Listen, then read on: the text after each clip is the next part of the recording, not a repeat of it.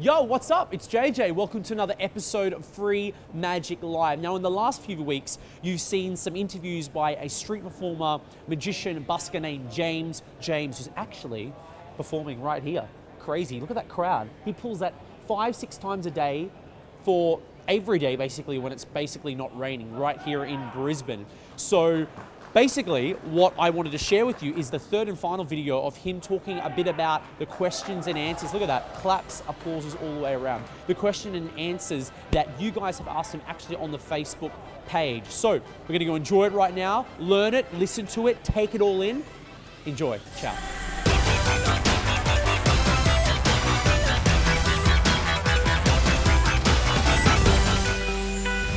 So James, as you know, we have a big following online. Yep. And before I did this interview with you today, I put on my Facebook page, I said, which is facebook.com/Free Magic Live. There's a hidden plug right there. I said, guys, I'm interviewing you. If you have any questions about busking, about performing, especially stuff on the street, which you've done for a long time, they can ask. So basically, yeah, I've got a couple of questions to ask and you can give your honest feedback. First one is from a guy named Dominic Huggett, or Huggett, or maybe it's Huget, who knows. He asked, James, what do you do regards, he finds it a bit nervous about asking for tips and asking for money, and how do I maybe some advice about All right. that, and we call that in the busking world, I forgot. The bottle. The bottle. Well, asking for money, that's actually a very good question, Dominic. Very, very good question. Not a question a lot of people would think to ask, to be honest.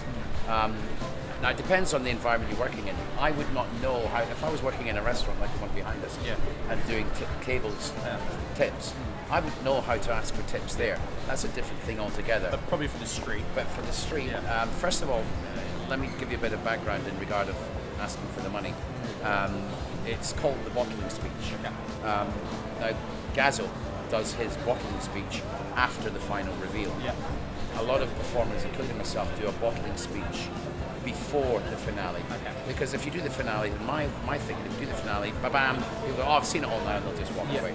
So it's important for your personality, Dominic, where you put the bottling speech. And the reason it's called the bottling speech is because in days of old, in Punch and Judy shows, you know, you had a guy walking around with a hat or a bucket or whatever, and he had a bottle in his hand with a fly in it. Really? And you had to trust this guy because he could steal your money. So you can't physically get the money out and put it in your pocket because you've got a bottle with a fly in it. Hence, and if the fly was gone, it's obviously that the guy's stealing money. So hence, it's called the bottling speech. I didn't know that. That's something. There you go. But in regard of, I think here's something. This has just made me think of something. That's a very good question, Dom. Doing a show. The whole of a street show, apart from the art, is actually a sales process. The whole thing's a sales process. And at the end, before the finale, if that's how you do it, you want to get to a place, you want to tell people, I think maybe what they've seen. You want to tell people, or maybe who you are, what you're doing, and this is how you make your living. And then ask them, tell them how much you think your show is worth. And a lot of people, then you start with a high denomination value, maybe a 20. A lot of people think my show is worth a 20. Well, if you can't afford a 20, a 10. If you can't afford a 10, a 5. If you can't afford a 5, a couple of gold coins at least. But listen, if you've just got silver, just hold on to that. Because I'm a performer, an entertainer, not a beggar. And it's all about basically telling people, you will give me this much. And it's all about a numbers game. But in regard of being afraid of bottling or talking about money, I understand that. That's one of the fears that I would talk quite readily to anybody about. But you just have to get past that. If you're doing a show and you've managed your audience and you're getting better and better and better, just think that, imagine and know that you're worth that money. And then even if you're not, you'll come up to that. It's all about just do it. Just do it. All right, this question is from Benjamin Cornelius, and he asks you, James, what's your favorite part of performing on the street? All of it. Basically, all of it, Benjamin. Good question. All of it. But of course, there are certain parts which are really cool. The payoff at the end. Not the payoff where people come forward and just be putting the hat and you see this whole like that, which is nice. It happens sometimes. It happens many times and all the time. And since I do the cups, I think I can really tell you about this. there are moments, very briefly, there are moments. I produced the first orange. I think, see, on Gazzo's show, I mean, I'm hands up, I don't Gazzo. Yeah. I produced the first orange, and the audience went, wow! Yeah. Do they just sound like a monkey when Yeah, you're doing it? yeah, pretty Like an much, pretty much. Well, it's Brisbane. What can I say? Exactly. Hello and switch. Yeah. Yeah. Sometimes I find myself outside of myself looking at this whole thing and seeing this huge audience of 150, 170 people on the pitch, and I know that my audience don't know that there are 3 oranges underneath the other 3 cups and not revealed as yet. That's a very strong position. Well, it's the one step ahead. Like Yeah, it's I'm 4 steps. I'm 3 steps ahead already. 3 steps ahead. So that, as a moment, that's like a. Yeah, very good question though. All right, this question's from J.A. Daze. He asked, James, what is a good trick to open with, and what's a good trick to close with? Jay, that's a very good question as well. You've got very good questions from a lot of your followers on Facebook. There were some not also great questions. Oh yeah, but what trick is a good trick to open with? Anything that engenders interaction with an audience that is possibly multi-phase. Okay. Because What do you do as your... well, I used to do points. I used to do a matrix shadow points. I used to have the 4 silver dollars in that special something, and I gave those away in a competition on MTV. Yeah. So I now do Diverns points to the table, and I use a copper coin as the odd coin. But the whole thing is multi-phase. Okay. So any multi-phase routine, because then you can make it longer if it's a slower build, or make it shorter if it's a fast build.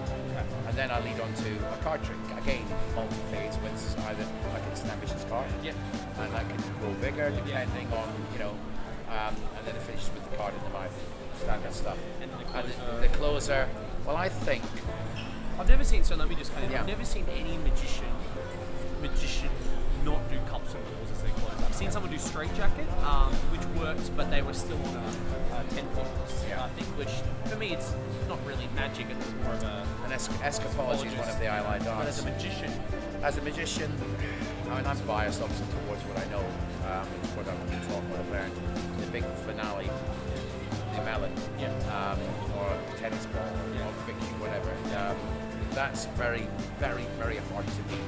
Very hard to beat. So as to what would be a better finish, I think it has to be, without actually thinking of a particular effect, it has to be a routine, again, modular, so you can build bits on, take bits away depending on how it's going, and finish with something that's explosive, something that's like that ta-da moment. It doesn't have to be the cups and balls, but as to an actual particular effect, I wouldn't know. It depends on the person's performing ability, depends on what the person wants to do.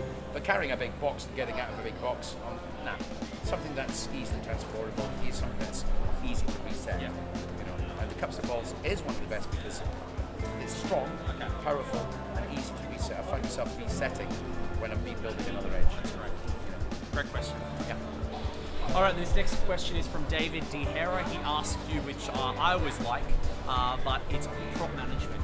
As a roving performer, as a magician, as an entertainer, as any kind of performer, prop management is everything. It is. To very keep important. this short, because you can talk a lot about this, Yeah, but of as a street performer traveling around, flying, Prop management, as you say, Jay, is extremely important because you need to know what you've got in which pocket it's in before you start, so you're not fumbling. So get to know where you're putting stuff. Prop management, let's just have a brief look at this. That's it. That's the whole this, prop. hang on, this is The whole thing. That's the whole thing. Me, table, bag. That's it. You'll notice that there's no amplifier, there's no speaker, there's no microphone. Because if you can do without any of that, you can work anywhere at all. Obviously, if you've got a mic up, it's a lot easier.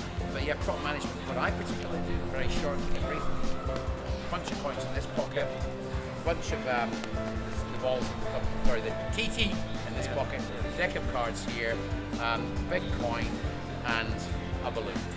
And the pouch is underneath the table, which I put on when I'm about to start the cups. That's it. All right, this question is from a guy named Minu. Who's a very interesting name. We always have interesting names. Yeah, it's an interesting name. What is JJ really? What is James. Actually, can I tell you my surname, my family name is Hessler, which is about 4th generation German. Okay. So I tell German jokes during my show, You go, "Oh," and I said, well, I'm actually fourth generation German. Yeah. Anyway, yeah, it's a lovely name. I think it's interesting to have an unusual name. What's up, Ninu? If I've pronounced it correctly. He asked, I think a great question is, what advice would you give to someone just starting out? Someone goes, I want to do this. What do I do? Wow. In a simple, two answers. One, it's Minang, isn't it? Minang, yeah. Minang. Just do it. That's it, pretty much. Yeah. But seriously, just do it. Take a bunch of stuff to the street that you're happy with, that you know you can do, and things will come. Yeah. Look at other people online. Buy some tuition from some of the big guys. Invest in your learning. Yeah, learning. And exactly. Yeah. Exactly. So you can have a right to use the material that you're using. And go with your personality. Go with what you have as a character. If you're a funny guy, be funny. If you're not a funny guy, be serious. And dress accordingly. But ultimately, I do get asked this a lot. How do I learn? Well, depends on where you're starting out. But if you're already doing magic, if you're already performing, just take a bunch of stuff to the street, and just do it. Yeah. In the trenches, right? And you know what? You'll fail. Then you'll fail. Then you'll fail. Then you won't fail so much. Then you'll actually succeed. Then you'll do more. And then before you know it, 10 days, 2 weeks down the line, if you're at it every day, you look back on that and you go, why was I scared about that? Why was I fearful of that? That's weird. It's just about getting out there and doing it.